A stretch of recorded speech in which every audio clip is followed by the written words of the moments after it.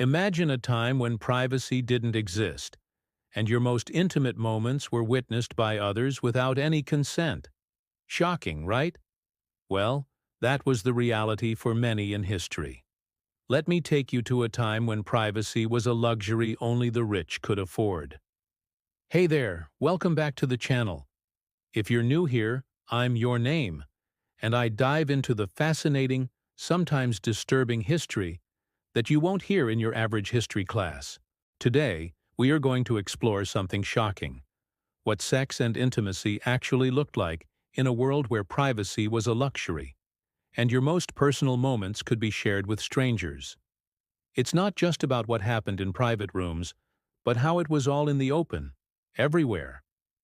So buckle up, because this is a ride through history you might not have expected. When we think of the ancient world, our minds often gravitate toward the grand empires and legendary figures, pharaohs, emperors, and conquerors who shaped the course of history. But behind these monumental events, there was an equally significant aspect of human life that often goes unnoticed: the way people experienced intimacy, particularly in a time when privacy, as we know it today, did not exist. For the people of ancient civilizations, privacy wasn't a concept they even fully grasped. Living in small communities or crowded cities, with little to no separation between private and public spaces, life was very different from how we experience it today. Let's explore how intimacy and sex looked like in the ancient world, from 2000 BCE to 500 AD, and the social and cultural factors that influenced this experience. In ancient Mesopotamia, one of the earliest cradles of civilization, privacy in the modern sense didn't exist. Cities like Ur, Babylon, and Sumer were bustling hubs of activity, and personal boundaries were minimal. These cities were crowded, with people living in close quarters. Most households consisted of extended families who shared living spaces, making it nearly impossible to maintain personal privacy, particularly in matters of intimacy.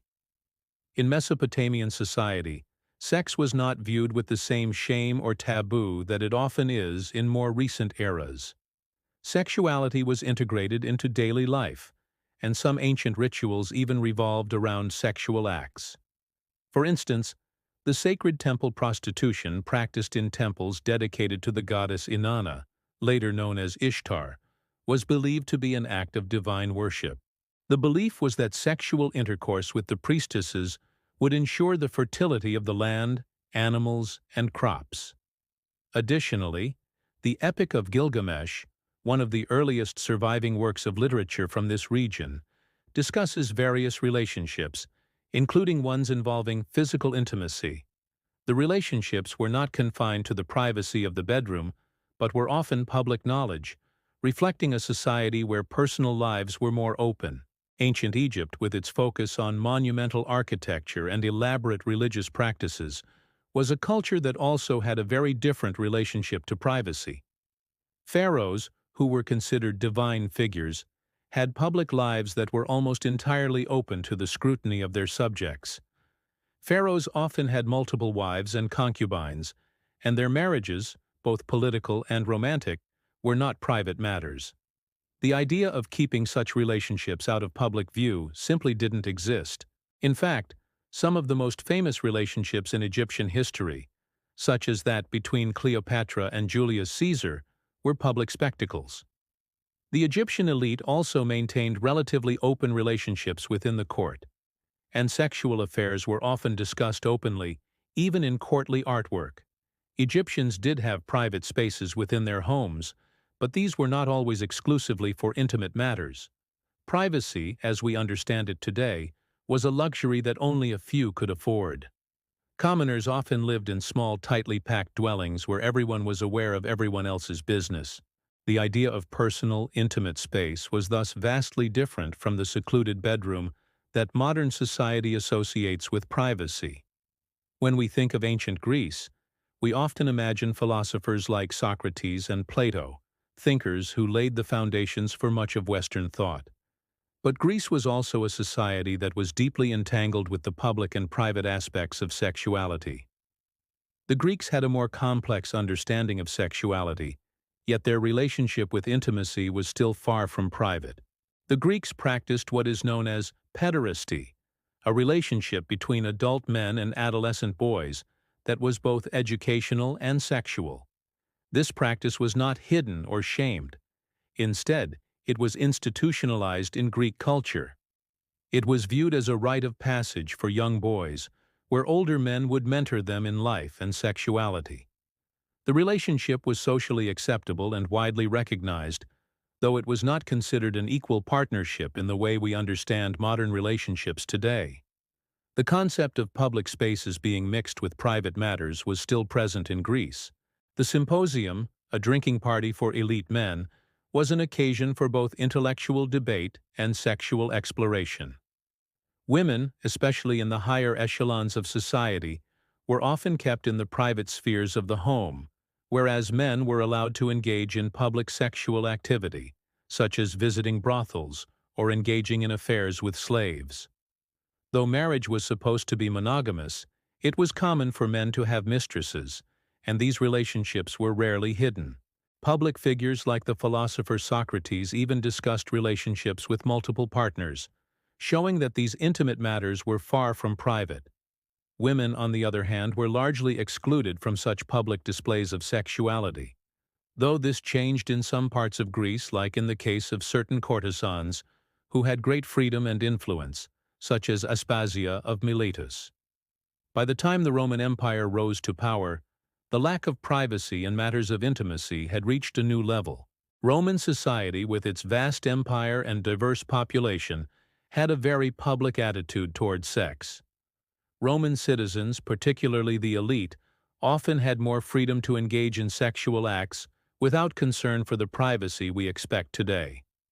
In ancient Rome, public baths were a central part of daily life, and they provided a space where men and women could bathe, socialize, and sometimes even engage in intimate acts. Though the baths were divided into men's and women's sections, the concept of privacy did not extend to these public spaces. It wasn't unusual for a Roman citizen to encounter others in the bathhouse, and relationships, whether sexual or otherwise, were often discussed openly. Marriage, in the Roman world, was considered a public institution. The wealthy class often had multiple sexual partners, and it was common for men to maintain extramarital affairs. These affairs were rarely kept secret, and it wasn't unusual for a Roman husband to engage in sexual relationships with slaves or prostitutes. In fact, prostitution was legal and widespread, with brothels operating openly in Roman cities.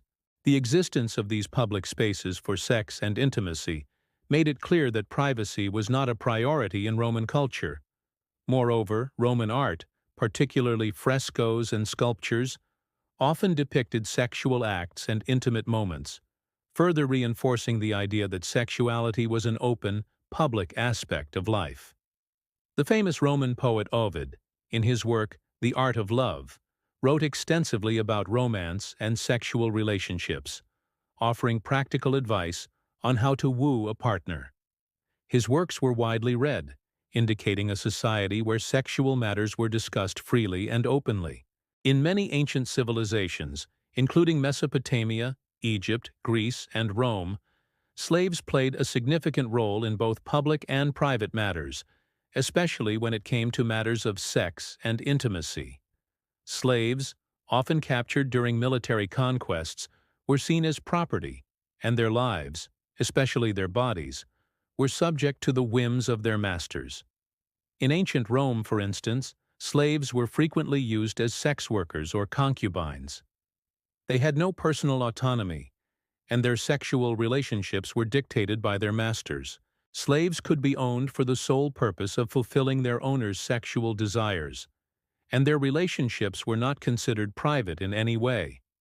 The concept of privacy did not extend to slaves, who had little control over their own bodies. This lack of autonomy was not limited to the lower classes. Even high-ranking women could be used for political purposes through arranged marriages, often without their consent. In this way, intimacy and sexual relationships were intertwined with power dynamics and privacy was something that belonged to a select few. The lack of privacy in ancient societies meant that sexuality was often a matter of public record, whether one wanted it to be or not. The sexual activities of rulers, generals, and philosophers were often well known, and such acts were viewed as symbols of power and influence. Leaders like Julius Caesar, for instance, had their sexual affairs discussed in public, as their personal relationships were intertwined with their public personas. However, the lack of privacy did not always mean a complete lack of personal agency. People still had ways of asserting their sexual identity, whether through the power dynamics of their relationships or through the expression of personal desire in art, literature, and religion. Even in societies where personal lives were largely public, there were ways that individuals could navigate their sexuality with some degree of control. The ancient world was a place where privacy, as we know it today, was nearly non-existent.